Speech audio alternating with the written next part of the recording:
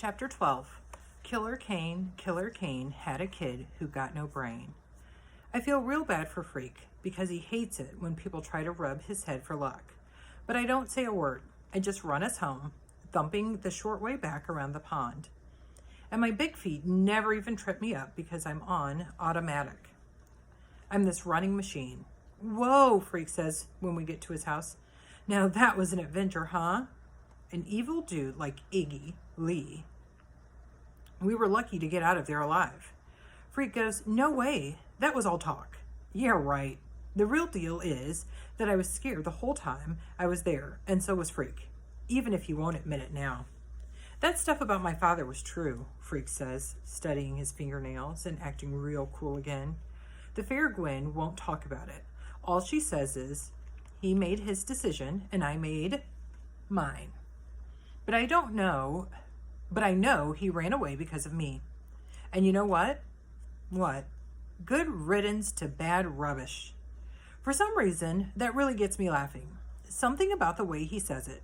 Or maybe it's all that nervous stuff left over from the New Testaments.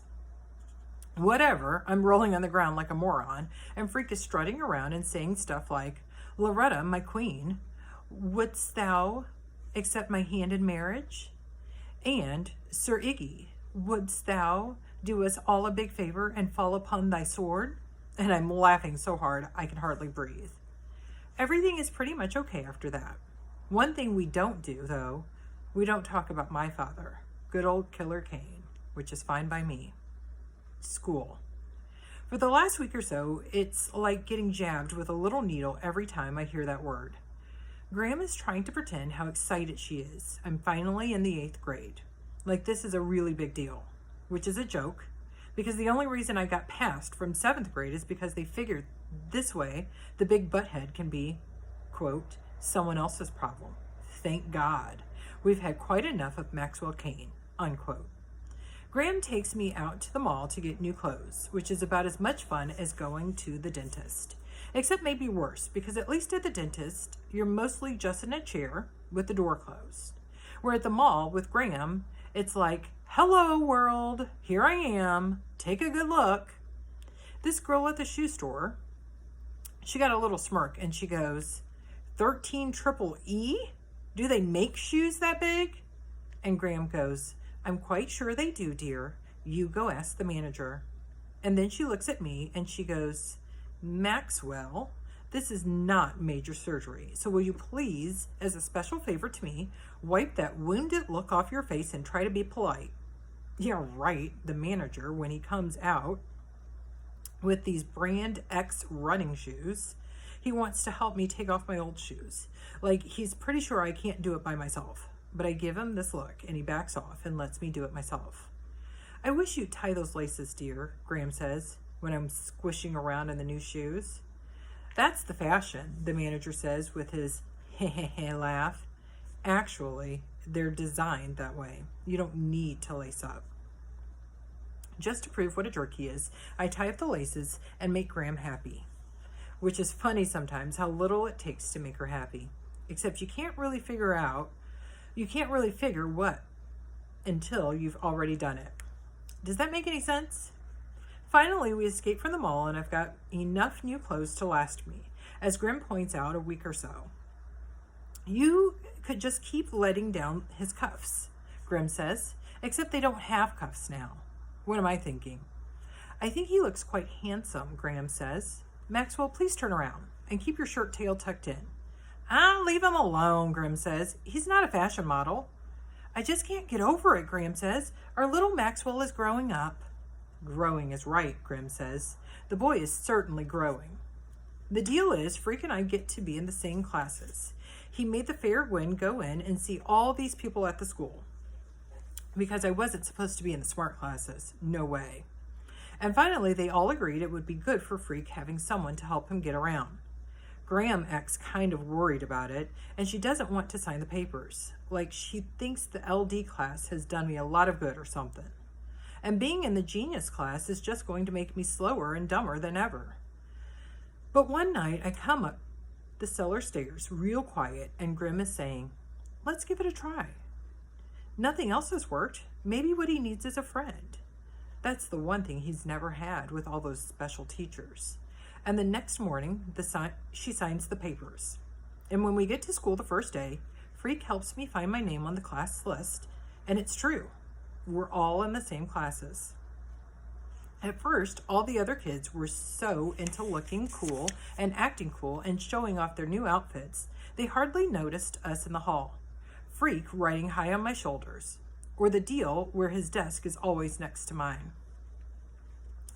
That wears off though, and by the time we leave math, which is just passing out the textbooks and a bunch of numbers chalked on the blackboard, you can hear the whispers in the hall. Like, hey, who's the midget? And there goes Mad Max. And excuse me while I barf.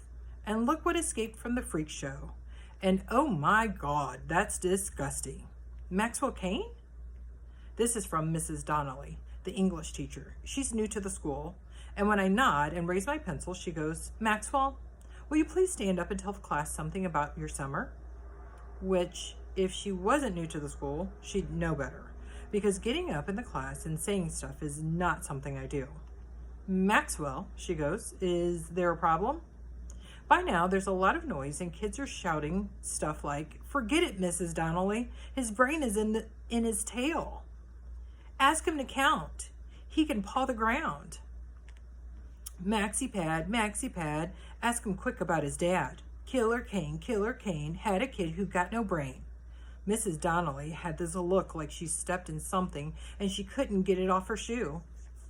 The shouting and singing goes on, and pretty soon some of the kids are throwing stuff at us. Pencils and erasers and wadded up paper. And it's like Mrs. Donnelly has no idea what to do about it. The room is out of control. Then Freak climbs up on his desk, which makes him about as big as a normal person standing up, and he starts shouting at the top of his lungs. Order, he shouts. Order in the court. Let justice be heard. For some reason, maybe because he looks so fierce with his jaw sticking out and his little fists all balled up in the way he's stamping his crooked little feet, everybody shuts up and there's this spooky silence. Finally, Mrs. Donnelly says, you must be Kevin, is that right? Freak has this look like he's acting real fierce, and he goes, sometimes I am. Sometimes? What does that mean? It means sometimes I'm more than Kevin. Oh, says Mrs. Donnelly, and you can tell she has no idea what she's talking about, but she thinks it's important to let him talk. So, Kevin, she says, can you give us all an example?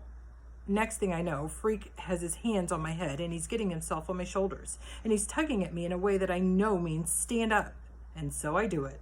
I stand right up in class, and I can see Mrs. Donnelly's eyes getting bigger and bigger. I'm standing there with Freak high above me, and it feels right.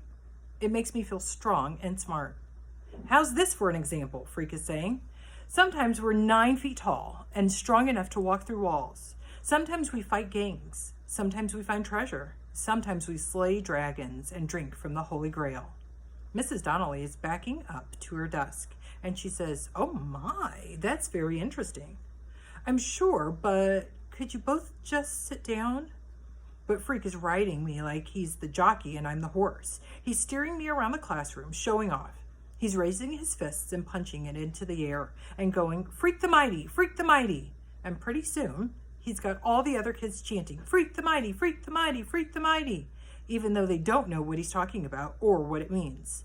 I'm standing up straight as tall as I can and marching exactly like he wants me to. Right and left, backwards and forwards, and it's like music or something. Like I don't even have to think about it. I just do it. And all those kids chanting our names. And Mrs. Donnelly has no idea what's going on. She's definitely flipped out and more or less hiding behind her desk.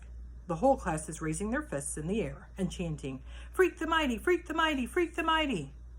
I can't explain why, but it was really pretty cool. Anyhow, that's how Freak and I got sent to the principal's office the first time.